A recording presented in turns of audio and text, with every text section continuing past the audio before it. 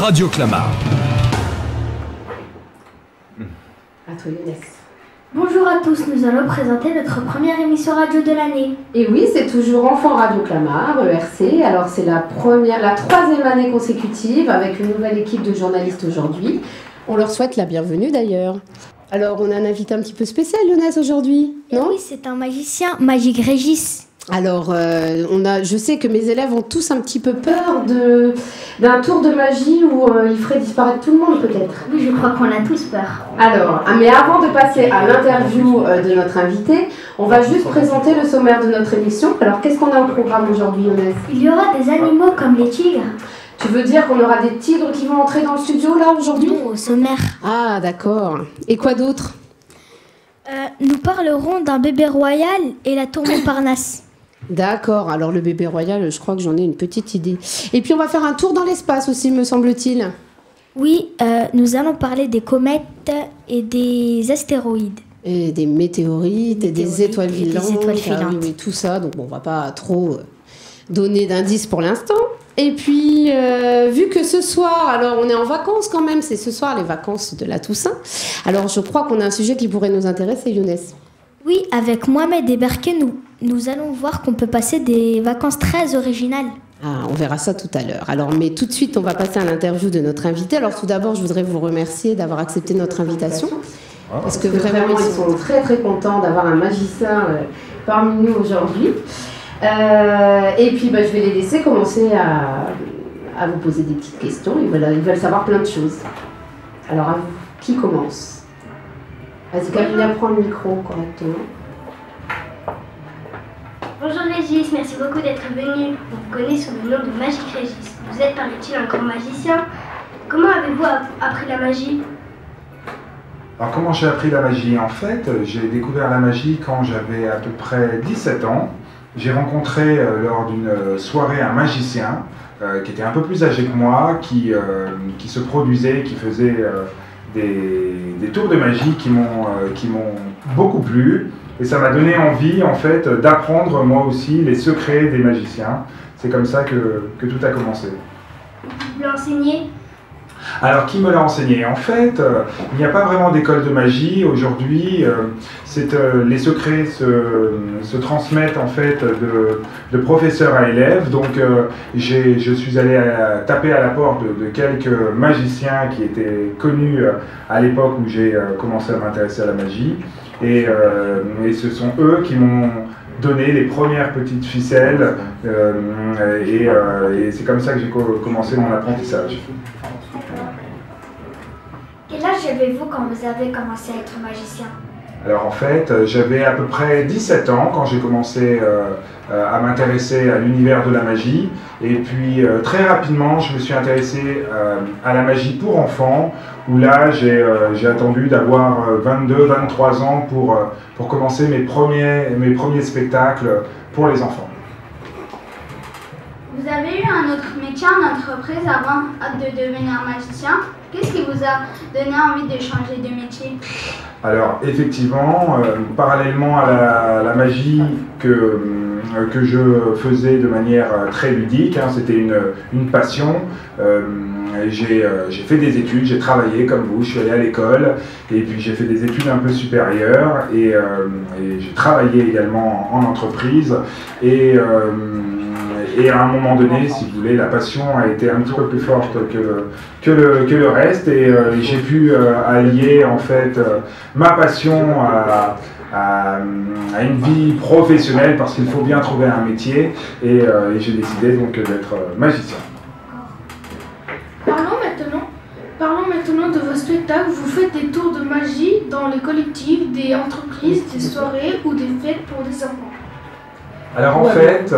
Elle a oublié la question. je me produis effectivement un petit peu partout.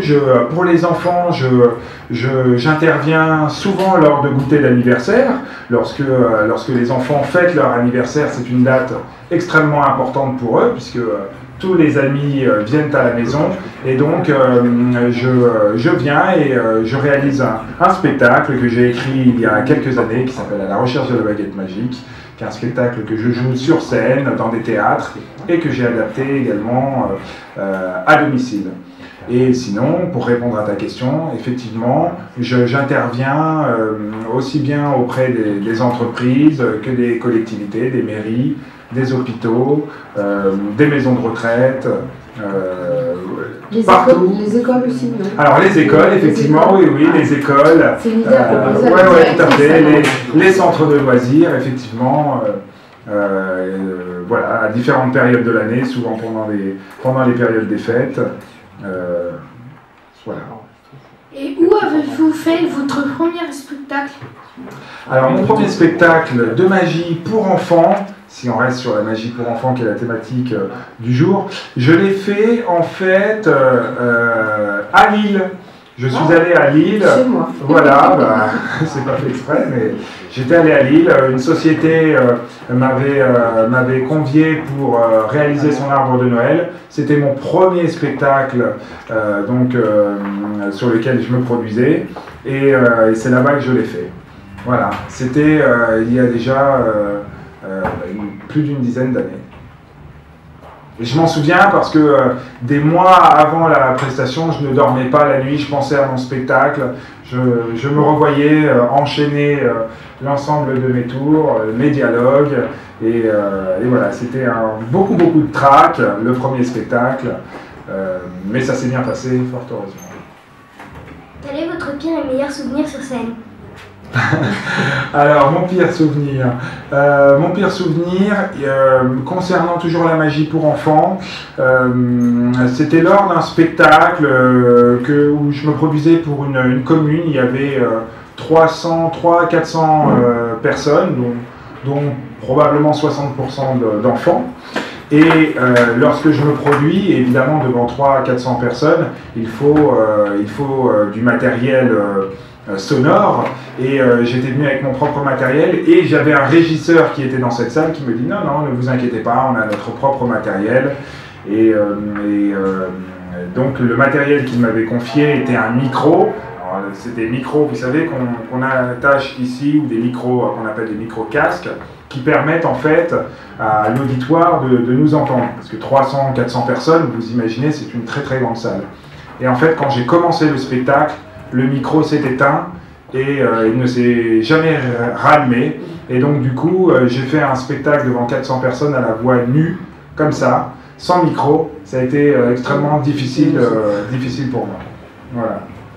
Ça c'était le pire. Alors, ça c'était le pire. Heureusement, ça m'est arrivé qu'une fois. Voilà. Le meilleur, il y a beaucoup de très bons souvenirs. En choisir un parmi ceux-là. Écoutez, je pense que les interventions qui m'ont le plus marqué ont sans doute été des interventions auprès d'un public d'enfants malades, parce que on a la chance, nous tous ici, d'être en bonne santé, mais tout le monde évidemment ne connaît pas ça, et je me produis, je vous disais, de temps en temps dans des hôpitaux, parfois devant de nombreux enfants en groupe, et parfois dans des chambres seuls parce que les enfants ne sont pas là, ne peuvent pas se déplacer parce qu'ils sont beaucoup malades. Et donc voilà, c'est des moments difficiles pour eux, et en fait de leur apporter beaucoup de magie, c'est de leur apporter beaucoup de bonheur, c'est de l'instantané, mais voilà, ils ont les yeux qui brillent comme les vôtres, mais on est encore plus sensible quand c'est pour eux. Ça vous est jamais arrivé un tour de magie qui ne fonctionne pas sur scène? Alors, ça arrive rarement, mais ça peut arriver, mais avec l'expérience, on sait rebondir. Donc, on a toujours une porte de sortie, parfois ça ne peut pas marcher, mais seul le magicien sait quand est-ce que le tour se termine. Et donc, grâce à ça, on arrive toujours à rebondir.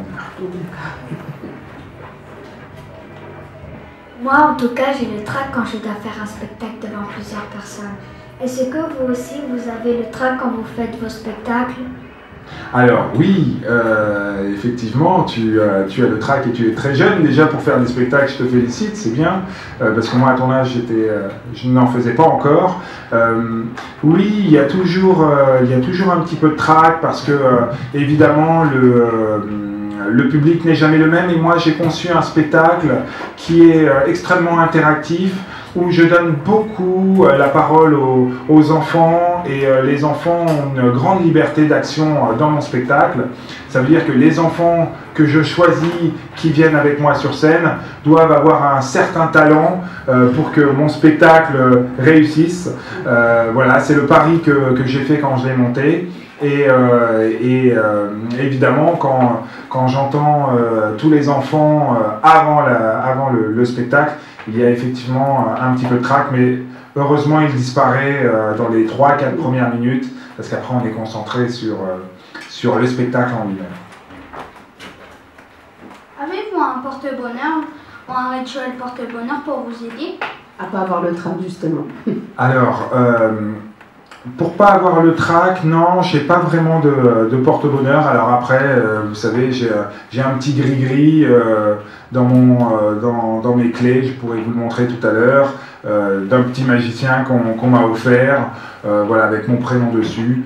Bon, ça me fait toujours plaisir de l'avoir, mais je n'ai pas vraiment en tout cas avant de monter sur scène, de matériel spécifique pour évacuer ce trac. C'est une bonne respiration et puis après on y va. Alors, c'est quoi votre meilleur tour et celui qui plaît au plus aux enfants? Alors, celui qui plaît le plus aux enfants. Alors, les enfants aiment beaucoup les animaux. Donc, quand on fait apparaître un petit lapin, un petit poisson rouge, un petit raton laveur, voilà, c'est des choses qui plaisent beaucoup. Je vous montrerai, peut-être que j'ai amené un petit animal avec moi tout à l'heure. Un vrai, un faux, on ne sait jamais, mais voilà, les animaux, les enfants aiment beaucoup. Et puis j'ai avec moi également un serpent à sonnette. Bon, c'est pas un vrai serpent, je vous rassure les enfants. C'est un serpent très gentil que vous découvrirez peut-être un jour. J'espère, je vous le présenterai, il s'appelle Alfred et il est très rigolo. Ah. Dans le public, on voit des yeux effrayés. Ça a l'air difficile de faire des tours, je trouve. Combien de temps mettez-vous pour apprendre un tour? Alors, en fait, vous savez, c'est un apprentissage qu'il faut faire. C'est comme tout, quand on a une passion, il faut s'entraîner. Et c'est vrai qu'au départ, ça paraît difficile parce que avant de pouvoir montrer un tour, il faut s'entraîner. On est toujours très excité lorsqu'on apprend un tour et lorsqu'on découvre le secret. Mais il faut un petit peu de temps. Avec les enfants, ce n'est pas le tour qui importe le plus, mais la relation qu'on va avoir avec les enfants. Ça, c'est très important et ça s'acquiert un petit peu avec le temps. Donc voilà, il n'y a pas vraiment de réponse toute faite là-dessus. Il faut expérimenter, il faut aller voir les enfants, les rencontrer, discuter avec eux, les faire rire, échanger. Et c'est comme ça. C'est souvent les enfants qui nous apprennent le mieux les tours parce que mes plus beaux gags, entre guillemets, je les dois à des situations un peu cocasses qui me sont arrivées ici et là avec les enfants. Et donc ces situations, je les ai écrites et je les ai gardées avec moi pour pouvoir les jouer sur scène. D'ailleurs, leur donnez-vous envie de faire de la magie? Alors attends, on a loupé juste une question parce que Camille, elle en a sauté 3-4. Voilà. Donc j'avais une question par rapport à votre famille. C'était qui devait la poser cette question? Camille, elle passe à la page. Voilà. C'était savoir si votre famille vous soutenait. Ils voulaient savoir s'ils aimaient ce que vous faites. Vous leur donnez envie aussi de faire de la magie. Alors, autour de vous, du coup. ouais. Alors, c'est vrai que souvent on pense que les magiciens partagent beaucoup de choses en famille, et en fait, je ne partage pas tant de choses que ça en famille, parce que je travaille souvent seul ou avec d'autres magiciens, et la famille, comme elle sait que je suis magicien, elle m'a vu débuter, elle me voit toujours comme quelqu'un d'autre qu'un magicien. Je suis vraiment un magicien pour les gens qui ne me connaissent pas, mais pour les gens qui me connaissent, je suis Régis. Tu disais Magic Régis, c'est vraiment pour les enfants. Donc évidemment, je pense qu'ils sont contents de savoir que je fais de la magie pour les enfants, pour les adultes, mais je ne partage pas énormément avec eux, même si évidemment je leur montre toujours quelques petits tours. Ah, quand même, ouais, ils ont quand même droit des tours de magie. Ils ont le droit, mais ils ne connaissent pas les secrets. Ouais. Ah, bah c'est important ça. Le secret est bien gardé. Donc ça, il y a les cousins. Avez-vous déjà fait des spectacles dans d'autres pays?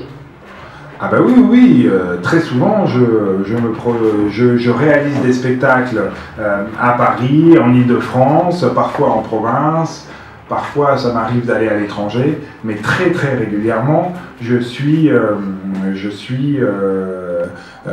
sur l'Île-de-France à me produire, voilà, soit chez les particuliers, soit chez les entreprises, dans des collectivités, dans des magasins, voilà, un peu partout. Maintenant, parlons de vos tours de magie.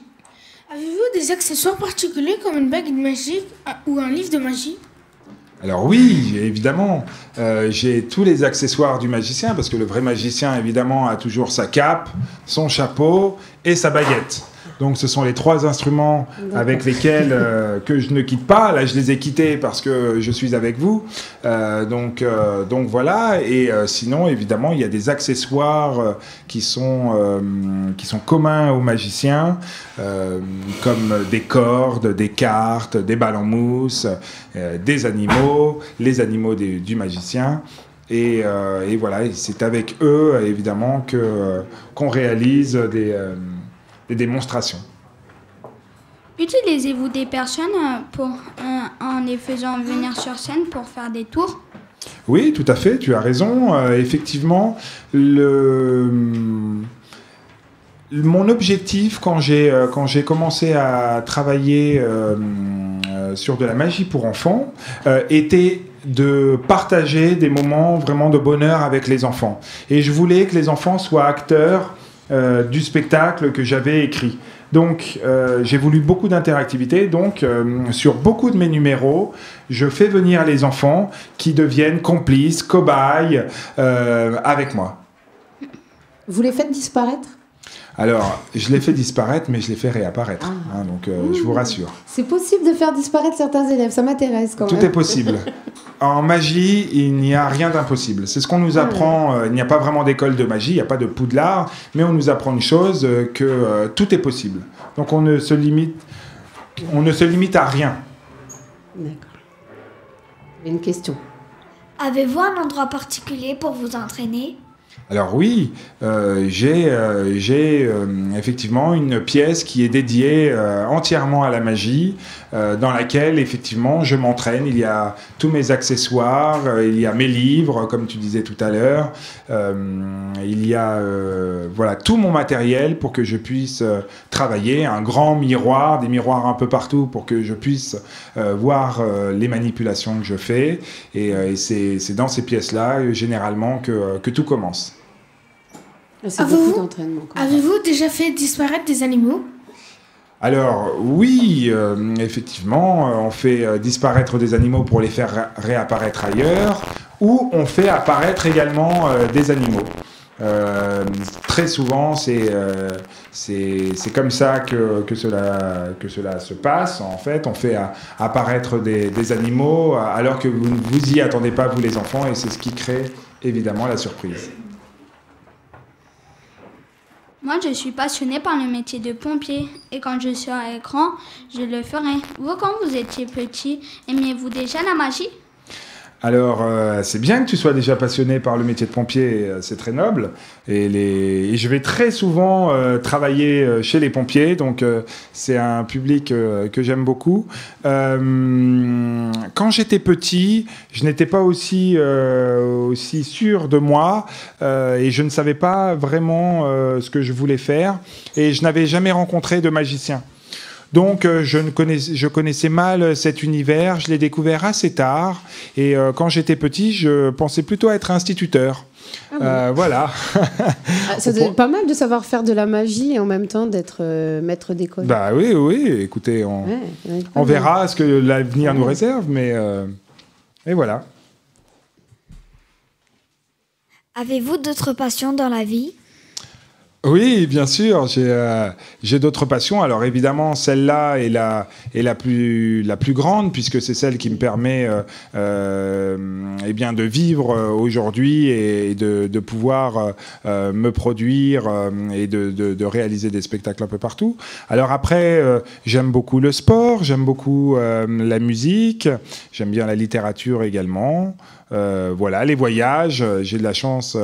Quand on est magicien, on a la chance de voyager beaucoup et donc de découvrir beaucoup de cultures, de pays. Donc c'est toujours très enrichissant. Maintenant, on vous connaît mieux et on est très heureux d'avoir fait votre connaissance. Est-ce qu'on pourrait avoir la chance d'avoir un petit tour de magie en direct, s'il vous plaît ? Vous êtes sûr ? Oui. Non, mais je crois qu'ils n'ont pas tellement envie, en fait. Bon, ok. Allez, on va faire un petit... Est-ce que notre animateur a envie d'un tour de magie ? Ah oui, ils attendent que ça. Bon, ok. Allez, on va... je vais demander à l'un d'entre vous de venir. Non, alors sans dire moi. Alors, voilà. Comment tu t'appelles ? Dalton ? Edelson, ouais. Et Clapton ? Rasson ? Ok, bon, c'est pas grave. Viens quand même. Viens à côté de moi. Ben oui, c'est fait exprès. Viens ici. Hop. Alors, est-ce que tu connais l'animal préféré des magiciens ? Le lapin. Exactement. Alors, attends, bouge pas. Ouais, je vais t'en prendre un. Hop. T'inquiète pas. Il va pas te manger. Hein. Tiens, tu peux le prendre. Alors en fait, ceci est un lapin magique. Tu sais pourquoi il est magique ? Regarde bien. Je vais le prendre. Je le mets dans la main. Toi, tu souffles dans ta main. Et il n'y a déjà plus de lapin. Tu sais pourquoi ? Parce qu'en fait, il est sous le coude. Là, tu le prends. Je prends le deuxième parce que j'ai remarqué que tu en avais plusieurs. Voilà. Et là, en fait, tu as le papa et la maman. Tu sais qui est le papa et qui est la maman ? Hein ? Voilà, ils se font les petits bisous. Alors, ce sont deux lapins très amoureux. Tu préfères le papa ou la maman, toi, dans ta main ? La maman. Le papa. Alors, donne-moi ta main. Tu prends le papa, tu fermes ta main. Tu mets ta main comme ceci. Et regardez bien, les enfants. Je vais prendre la maman que je mets dans la main. Tu tournes ta main et regardez bien. Ouvre ta main.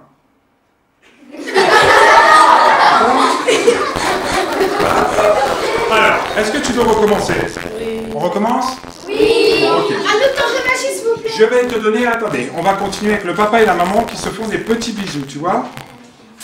Ok, je te les donne les deux. Tu fermes ta main. Tu tournes ta main comme ceci. Les enfants, si le papa et la maman sont ensemble, que font-ils ? Des bébés. Est-ce que tu sens qu'ils font des bébés ou pas ? Non. Alors, tu vas tourner un petit peu plus vite et tu vas voir, normalement, les bébés vont apparaître. Est-ce que tu les sens ?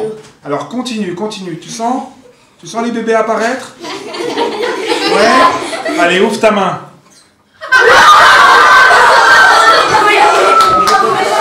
Là, on peut l'applaudir. Reste là. Je vais te redonner... L'intérêt de la magie, on comprend rien. Alors, tu retournes. Tu vas reprendre tous les lapins. Il y a le papa, la maman et tous les enfants. S'ils sont tous ensemble, qu'est-ce qui se passe ? Une famille, exactement. Alors, les enfants, je suis désolé, mais ce sont des lapins. Et les lapins, ils ont besoin de manger. Des carottes. Oui, mais ils sont coincés dans la main de Wilson. Oui, peu importe. Alors, En fait, ils se mangent entre eux. Et à la fin, il en reste combien? 0. Allez, ouvre ta main. Il les a tous mangés. Ben, il les a tous mangés. C'était l'histoire des lapins, les enfants.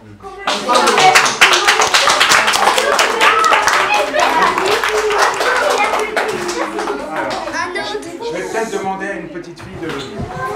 Alors, C'est la petite. moi. quel est ton prénom? Ella? Cléa? Bon, viens Léa. Je suis un peu dur de l'oreille, hein. Excuse-moi Léa. Viens ici. Ça va? Bon, alors Léa, tu as quel âge? Ok. Alors voilà ce qu'on va faire avec Léa. Bonjour Léa. Alors, qu'est-ce que tu fais? Ah, tu peux me lâcher la main Léa? Lâche-moi la main. Ah, c'est bon Léa. Voilà ce qu'on va faire Léa, j'ai pour toi un petit chapeau de magicienne. Vous allez voir. Elle est là comme ça, non? Bon, ok. On va fabriquer le chapeau, les enfants. Je vais vous montrer comment on fabrique un chapeau. Toi, tu préfères la couleur bleue ou la couleur noire? Bleu? Alors, tu as vu que je suis déjà un petit peu en noir et en gris. Je préférais que le bleu soit pour moi. Tu préfères quelle couleur, toi? Le bleu ou le noir? Le bleu, c'est pour moi. Alors, toi, tu préfères quelle couleur? Le noir? Voici la femme la plus influençable du monde. Mais non, on va te donner un peu de bleu, un peu de noir. Regarde bien. On va faire moitié. Tiens, tu prends ça. Et voilà ce qu'on va faire pour fabriquer un chapeau, les enfants. Tu mets ta main comme ça. Tout en haut. Voilà, les deux mains. On va déchirer comme ça. Voilà. Ok. Et toi, qu'est-ce que tu fais?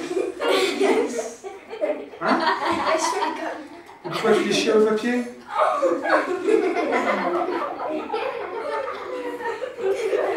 Je t'ai pas demandé de déchirer, pourquoi tu déchires le papier? Bon bah déchire complètement maintenant.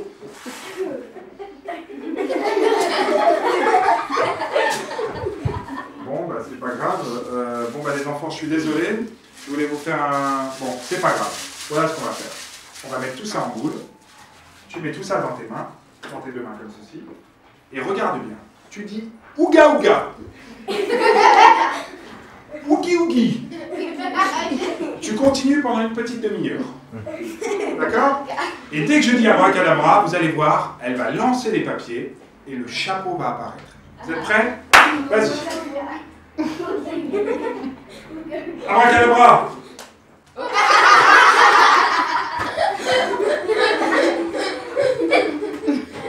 Ça ressemble à un chapeau, ça? Non. Je sais pas ce que tu as fait, mais là, j'ai l'impression que tu fais n'importe quoi. Là. Attendez, qu'est-ce que... Attends, qu'est-ce que c'est? Un chapeau. C'est un chapeau.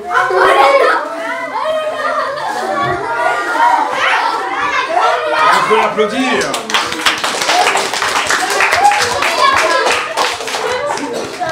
Voilà, c'est cadeau, c'est pour toi. Oh, c'est génial. Allez, un petit dernier pour la route. Allez, comment tu t'appelles? Mohamed, allez, viens à côté de moi, Mohamed. Voilà, alors, Mohamed, voilà ce qu'on va faire. J'ai avec moi, les enfants, des cartes, mais attention, des cartes un peu spéciales. Je ne sais pas si on peut montrer à la caméra. Voilà, c'est des cartes sur lesquelles il y a plein de petits dessins. En fait, c'est des cartes que j'utilise avec les enfants. Alors, on va choisir une petite fille également qui va nous aider. Allez, tiens, viens à côté de moi. Comment tu t'appelles? Camilla. Viens, hop. Mohamed, tu te mets là. Super. Voilà ce qu'on va faire. Donc, plein de cartes. Ce que tu vas faire, toi, Mohamed, c'est que je vais mélanger les cartes. Et tu... Oh, c'est pas grave, elles sont tombées. On va les ramasser. Hop. Et tu observes bien. Alors, Camilla, je vais te donner plusieurs. Je vais te demander de tirer une carte. Tu en tires une. Prends-en une, celle que tu veux. Vas-y. Tu la prends, tu la montres à tout le monde. Je ne la regarde pas. Ok? Et une fois que tu as montré la bouche de princesse... Regardez. Ben non, mais je suis magicien, n'oubliez pas. On va imaginer que ceci est ta bouche. D'accord? Alors, C'est une grosse bouche, tu peux la montrer à tout le monde, hein, de nouveau. Non? Ok. Voilà ce qu'on va faire. Je mélange le jeu et toi, tu me dis top quand tu veux. Top. Ok. Est-ce que tu penses que tu es chanceux? Alors, on va voir. Ah, le crapaud. C'est un crapaud royal. C'est toi, Mohamed? Non. Non. On va imaginer, mais vous avez vu que le crapaud, il a une couronne. Vous connaissez le... Vous connaissez le... Oui. Attendez, on va se calmer un petit peu. Mets ta main comme ceci. Tu vas mettre ta bouche en évidence. Vas-y, oui, bien sûr. Et regarde bien. On va mettre le crapaud sur la bouche de princesse et tu vas faire un gros bisou. Et généralement, elle se transforme.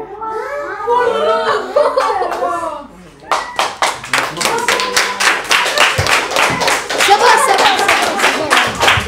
Merci Mohamed, tu peux aller te rasseoir.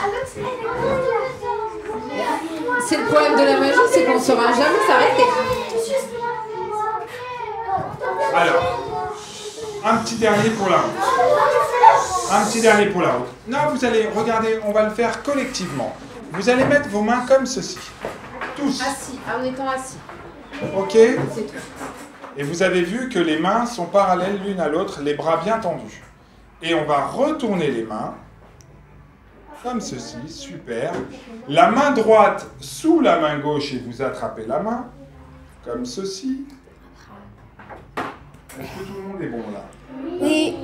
Alors, suis-moi. La main droite sous la main gauche. C'est l'inverse. faire ça. Voilà, exactement. Et regardez bien. Si vous êtes des bons magiciens, on va y arriver tous ensemble. On compte jusqu'à 3. 1, 2, 3. Et hop.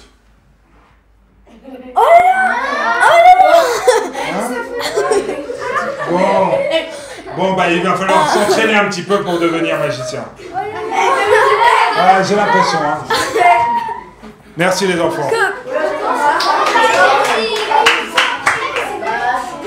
Il n'y avait pas une histoire d'animal qui devait apparaître? Alors l'animal, écoutez, C'est trop dangereux.